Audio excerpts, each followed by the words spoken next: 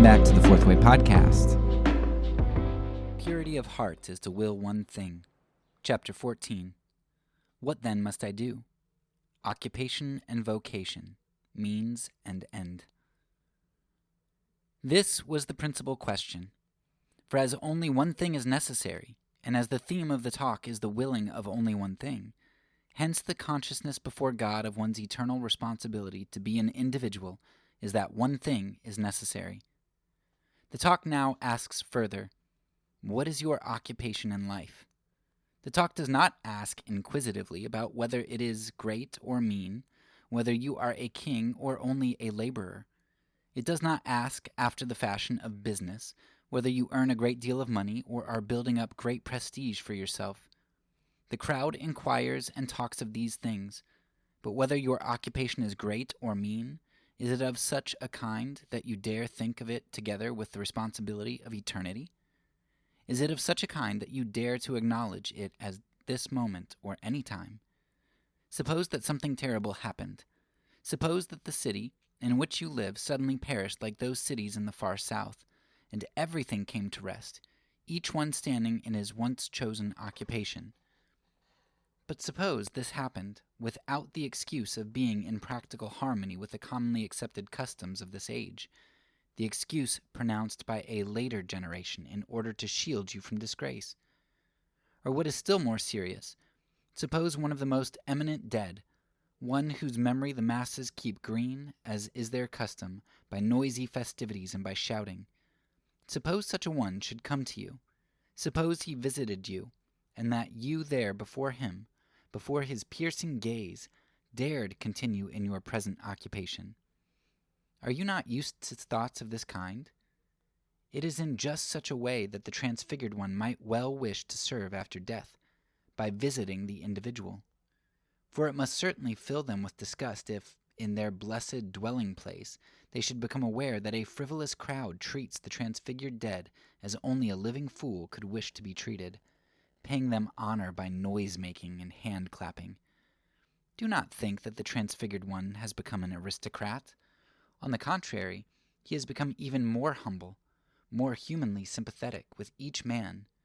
Hence, when, like a superior official, he travels on his visits to individuals, he will not reject the meanest occupation if it is truly honorable. Oh, in eternity where he dwells, all trivial differences are forgotten.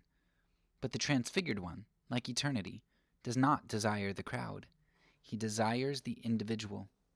On that account, if you should ever be almost ashamed of your mean occupation, because among the world's distinctions it is so mean the transfigured one's visit to you as an individual, it will give you the courage of frankness.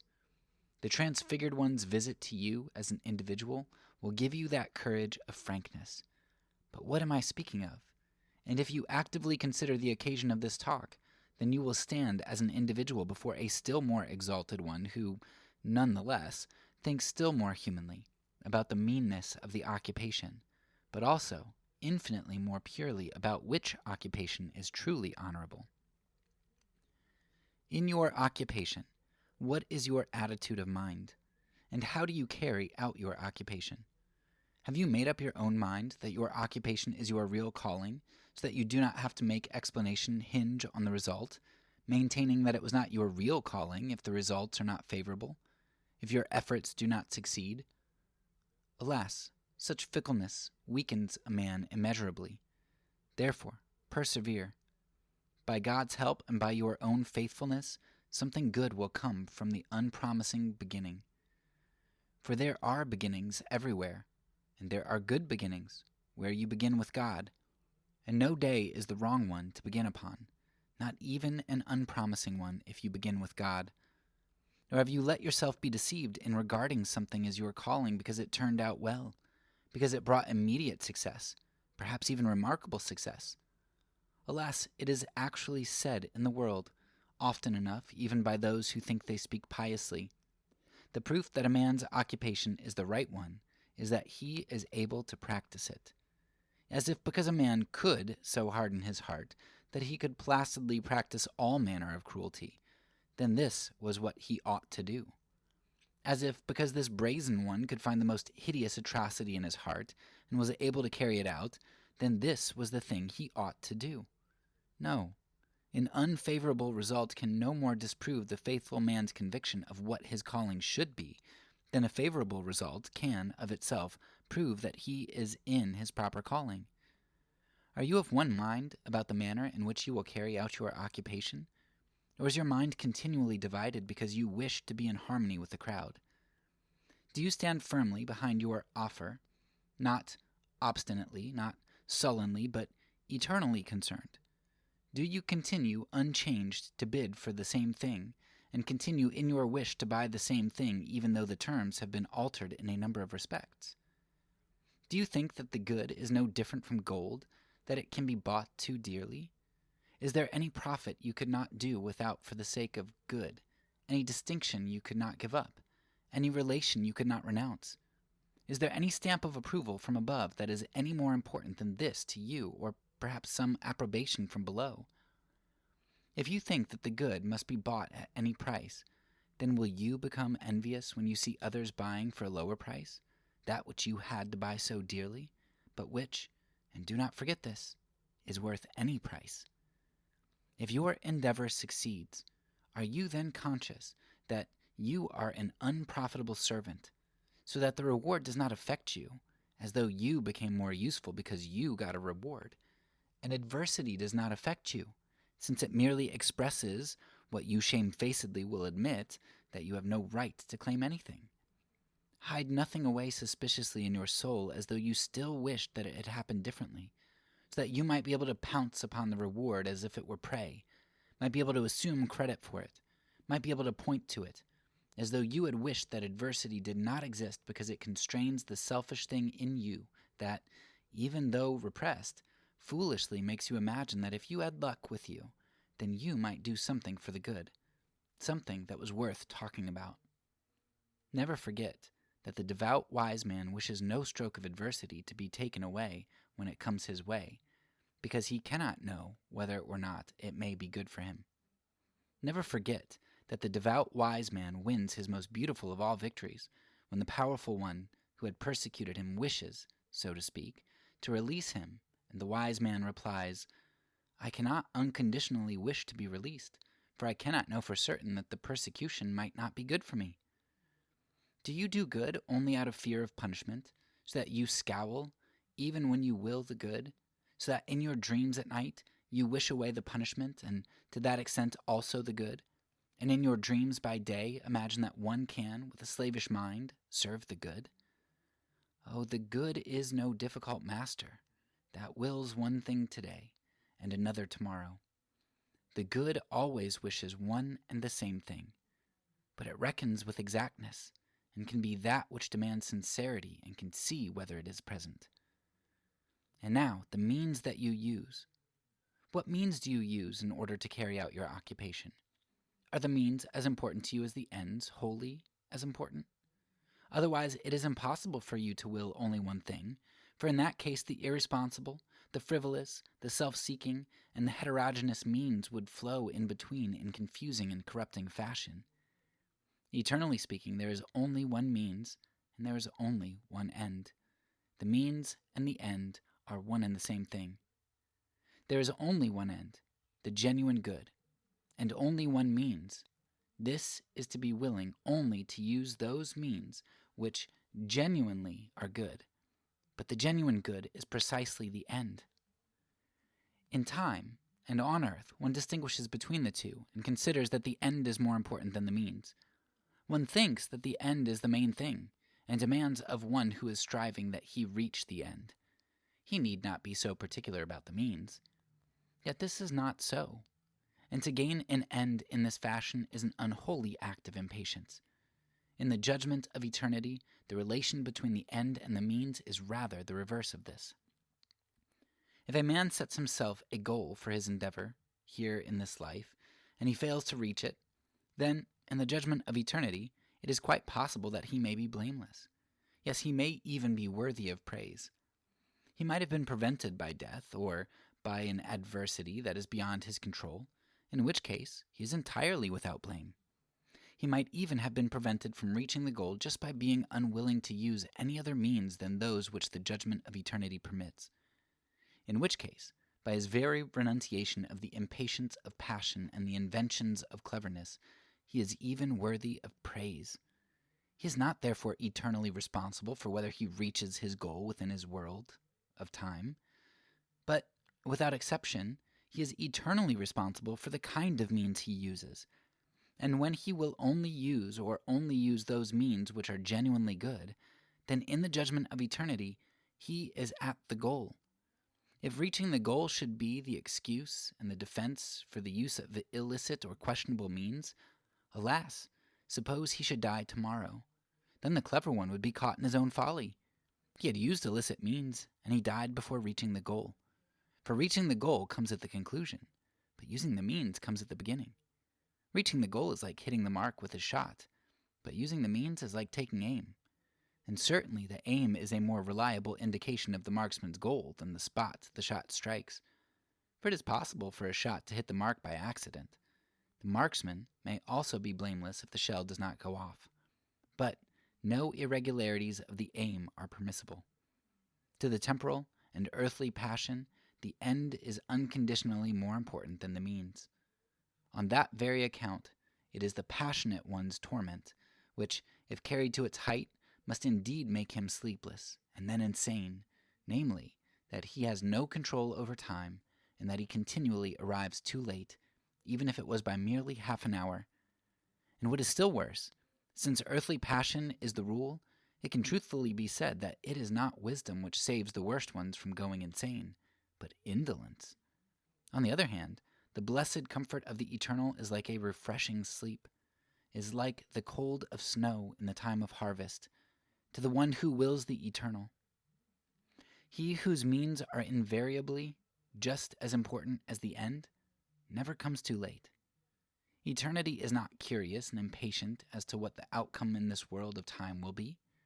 It is just because of this that the means are without exception as important as the end. To earthly and worldly passion, this observation must seem shocking and paralyzing. To it, conscience must seem the most paralyzing thing of all. For conscience is indeed a blushing, innocent spirit that sets up a tumult in a man's breast and fills him with difficulties, just because to conscience the means are without exception as important as the ends. Therefore, my listeners, in the carrying out of your occupation, which we have assumed to be something good and honorable, are the means without exception as important to you as the end? Or have your thoughts become giddy until the greatness of the goal made you look upon illicit means as of negligible importance? Alas, this state of giddiness is to be found least of all in eternity, for eternity is clear and transparent. Do you think that the greatness of an achievement makes it unnecessary for it to ask about a trivial wrong? That is, do you think that a wrong might exist which would be something of no significance, although as an obligation it is infinitely more important than the greatest achievement? Do you think that it is immaterial the way in which a masterpiece is produced? Well, perhaps that might hold for a masterpiece. But do you think that the master dares to be unconcerned about whether he piously consecrates his powers in holy service, or whether by despair in the midst of glittering sins he simply produces a masterpiece? And if the thought does not make you giddy, if you are sober and alert, are you particular in every respect in your use of the means? If a youth, and he is also a blushing and innocent spirit, should turn to you, do you dare without exception to let him know all? In your whole conduct is there not something? Yes, how shall I express it? I could describe it at length, but I would rather put it briefly in this fashion.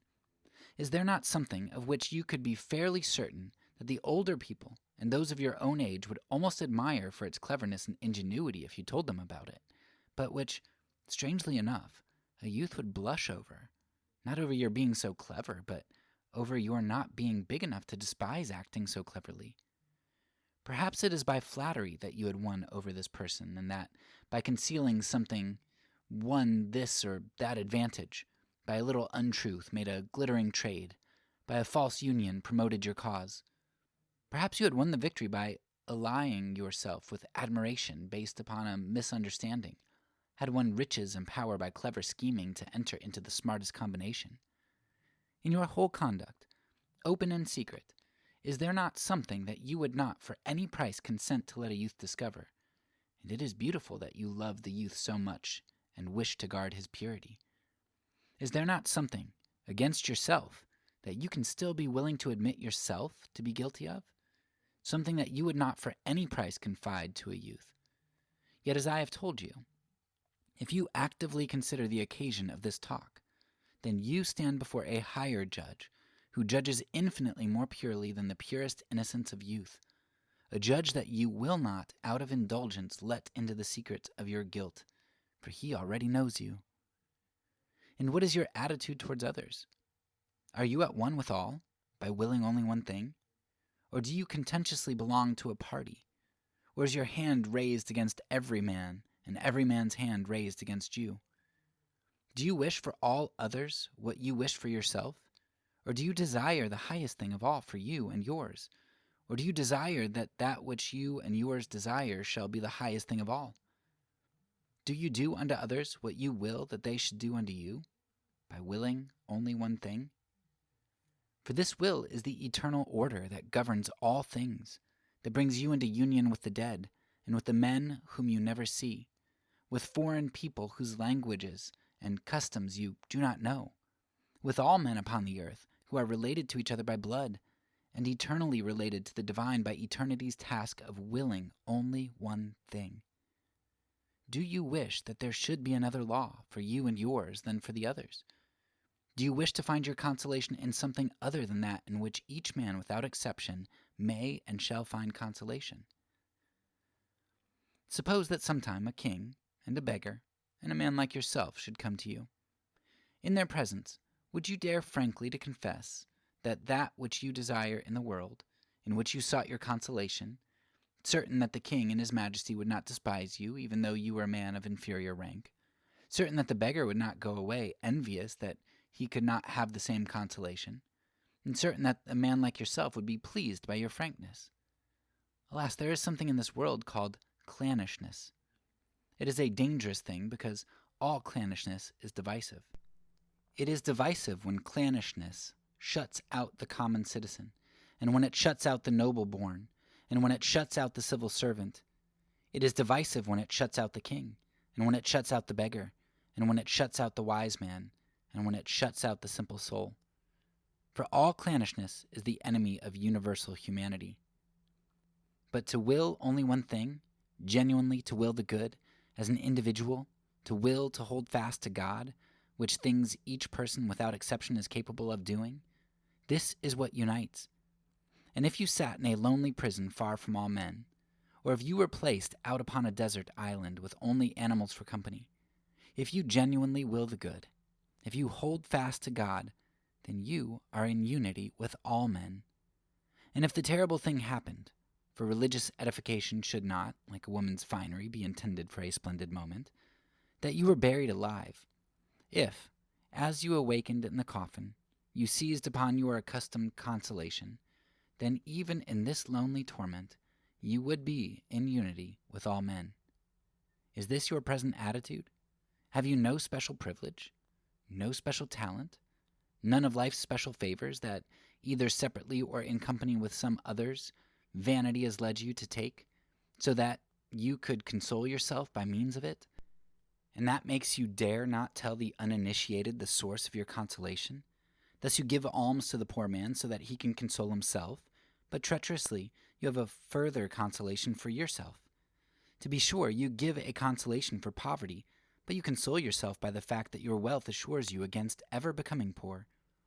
You help to set the simple ones right, but treacherously you have a further consolation for yourself. Your talent is so outstanding that it could never happen that when you awaken tomorrow, you were the stupidest person in all the land. You wish to instruct the youth, but you do not have the heart to take him into your confidence, because you have a secret of your own, because you are a traitor who deceived youth as to what was the highest thing of all by your secret, and deceived yourself as to what was the highest thing of all by your secret. And now a question concerning the sufferer. It is not a question of the state of his health. No, the talk is not sympathetic in this respect. Oh, but if you actively consider the occasion of this talk, then by being in the presence of God, you would raise yourself above human sympathy. Then you would no longer pine wretchedly for sympathy. For although it happens all too seldom, if this could properly be proved to you, as you may well wish that it might, then with cheerful frankness you could give thanks for it. You would not give thanks, bent over like a beggar. God would prevent that. And if sympathy is denied you, if a man is afraid, and in a selfish and cowardly manner avoids, yes, almost loathes you because he does not dare to think of your suffering, then you should be able to do without sympathy. You should not feel bitter over this lack of sympathy. God will take care of that. The talk asks you then, or you ask yourselves by means of the talk, whether you now live in such a way that you truthfully will only one thing. It is not the intention of the talk to presume to judge of this. Far from it. The talk judges no one. Even the Holy Scriptures have an especially tender love for the unfortunate ones. Indeed, it is particularly appropriate for a devotional meditation to concern itself principally with the sufferer, just as one in the world addresses the powerful man, the distinguished man. The talk does not ask inquisitively and busily about the name of your particular suffering, about how many years it has continued, about what the doctor or the pastor thinks, how much earthly hope they give you. Alas, out of vanity, sufferings, too, can in this fashion be taken as a mark of distinction that draws the attention of others to oneself. So on that account, see that you question yourself by means of the talk. If the sufferer talks to himself in private, asks himself which kind of life he leads, whether he truthfully wills only one thing, then he is not tempted to relate in detail what he himself knows best of all.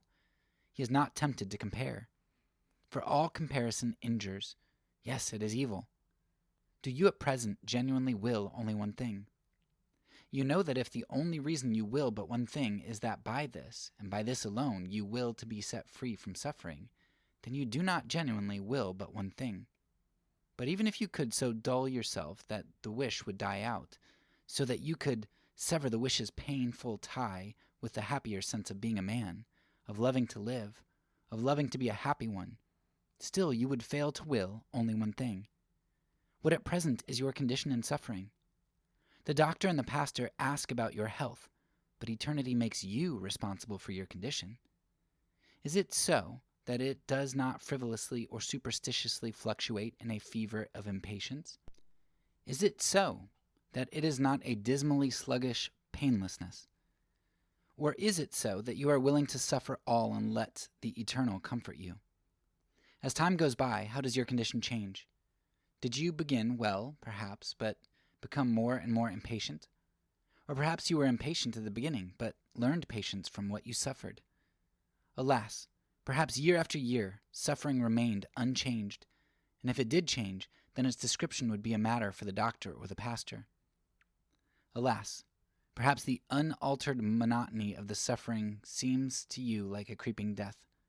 But while the doctor and pastor and your friend know of no change to speak of, yet the talk asks you whether under the pressure of the unchanged monotony an infinite change is taking place. Not a change in the suffering, for even if it is changed, it can only be a finite change, but in you, an infinite change in you from good to better. If the talk were to characterize your altered condition through the years, would it dare use the words of the apostle and say of your life of unaltered suffering? Suffering taught him patience, and patience taught him experience. Experience taught him hope. Would the talk dare say at your grave, he won that hope that shall never be put to shame? At your grave, instead of mumbling a prayer of thanks that the sufferer is dead, as was described earlier, would the talk dare freely and wholeheartedly to say, as though at a hero's grave, the content of his life was suffering, yet his life has put many to shame? For in eternity, there will be as little asked about your suffering as about the king's purple, precisely as little. In eternity, you as an individual will only be asked about your faith and about your faithfulness. There will be absolutely no asking about whether you were entrusted with much or little, whether you were given many talents of silver to work with, or whether you were given 100-pound weight to carry. But you will be asked only about your faith and about your faithfulness. In the world of time, one asks in other terms. Here, one inquires especially about how high a command a man has, and when it is a very high one, then one forgets in one's worldly astonishment to ask after his faithfulness. But if it is very little, then one prefers to hear nothing at all about him, neither about his burden nor his faithfulness. Eternity asks solely about faithfulness, and with equal earnestness it asks this of the king and of the most wretched of all sufferers. It is no excuse to be entrusted with little, nor is it any answer to the question that asks exclusively about faithfulness, the question which in the eternal mercy knows that sufferings can tempt a man, but knows too that they can be a guide. For sorrow is better than laughter, for by the sadness of the countenance the heart is made better. This is the change that eternity asks about, not about the unchangeableness of the suffering. This is what eternity asks, and if you yourself actively consider the occasion of this talk, then you will ask yourself about this matter. If the change has not taken place, then this question of whether it has truthfully been done will indeed be helpful to you in bringing about the change. For human sympathy, no matter how painstakingly it inquires about you, cannot by all its questioning alter the fixed character of the suffering.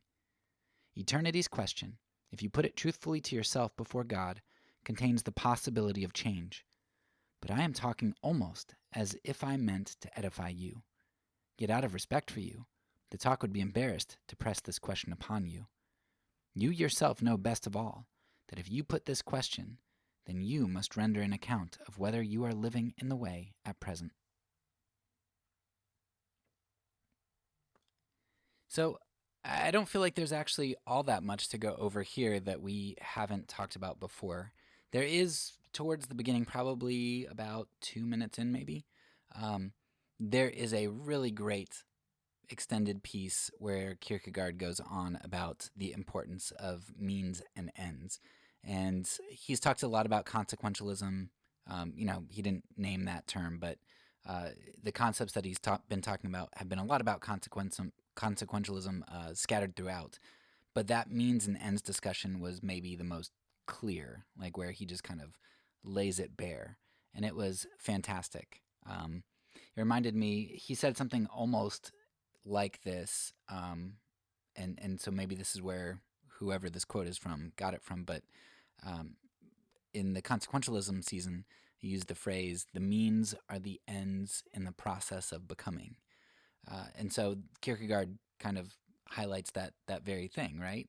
And he uses the example of somebody aiming a gun and shooting it, right?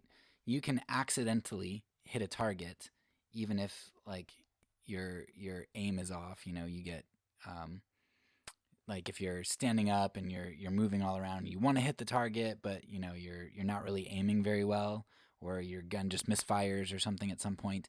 You can hit a target, but then you're not really responsible for hitting that target. Like you can't tell what the intent was just because a target was hit. You need to know the aim, right?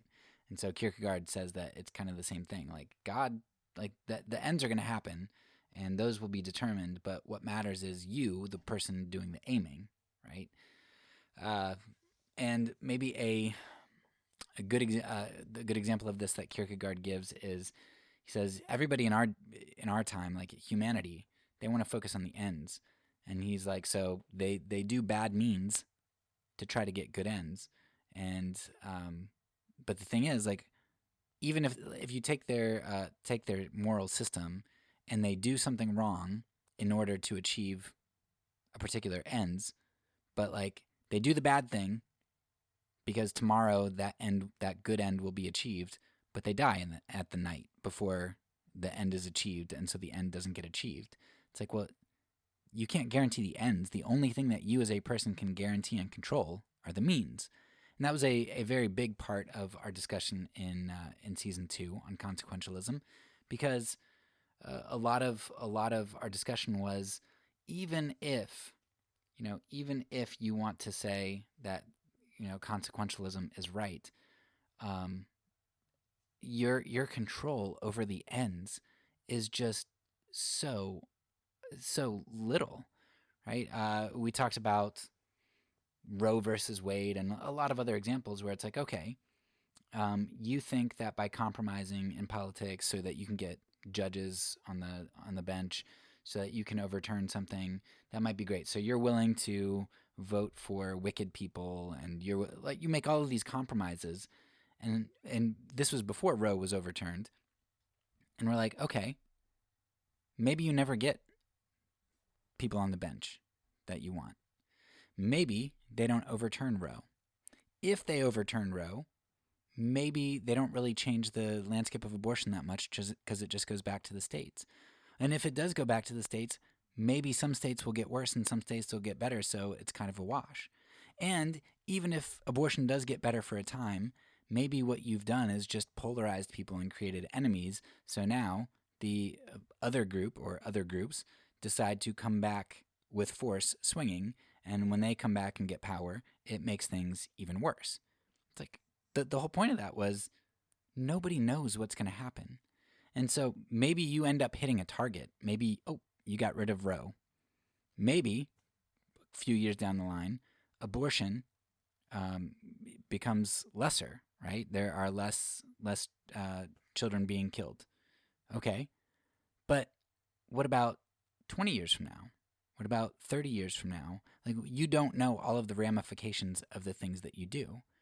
And the whole thing is, that's all irrelevant anyway, because it's, right, we want a particular end, but it's about employing the means and trusting God to use those means. Like, you can't determine by the ends because the ends are indeterminable. You just can't control them. It's like the whole butterfly effect thing. You don't know what's going to impact what's going to change the course of history.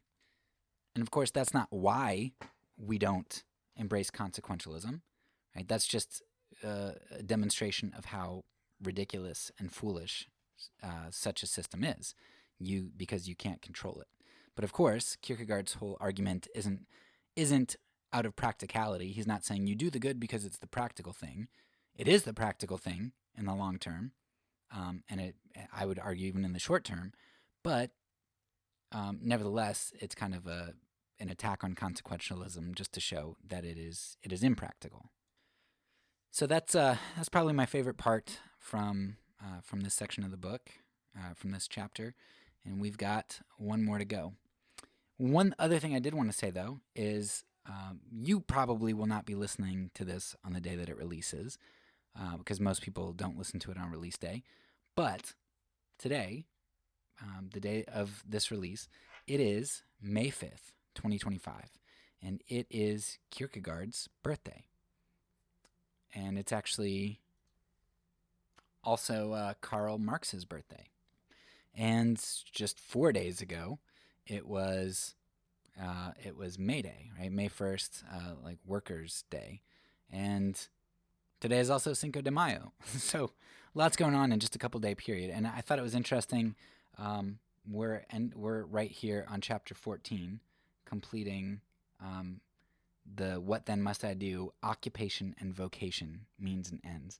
I just thought it was really interesting that, on May 5th, right around Workers' Day, Karl Marx's birthday, and all that focus on workers, we got to Kierkegaard's chapter on occupation. So go ahead, crack open a cerveza with your friends, share that with them, and celebrate Kierkegaard, and you can check all the boxes today. And if you're listening to this not on May 5th, that's okay. Do it anyway and pretend that it is. That's all for now. So peace, and because I'm a pacifist, when I say it, I mean it.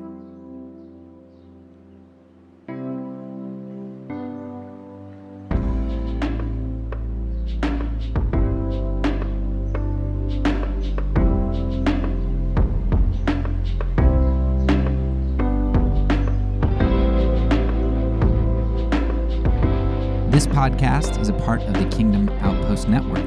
Please check out the links below to find other great podcasts and content related to nonviolence and kingdom living.